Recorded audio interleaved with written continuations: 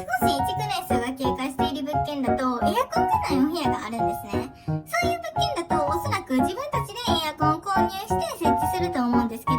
賃貸には現状回復義務っていう退去するときは全部元通りにしてくださいねっていう入居者さんに決めつけられている法律があります。つまり自分らでエアコンを設置した場合は退去するときにエアコンもね一緒に撤収しないとダメなんですよ。このエアコン撤収したら壁にねおそらくネジ穴ビス穴が残ってしまうんですけど、これは現状回復義務っていうのは基本的にないので安心してください。なのでもし気に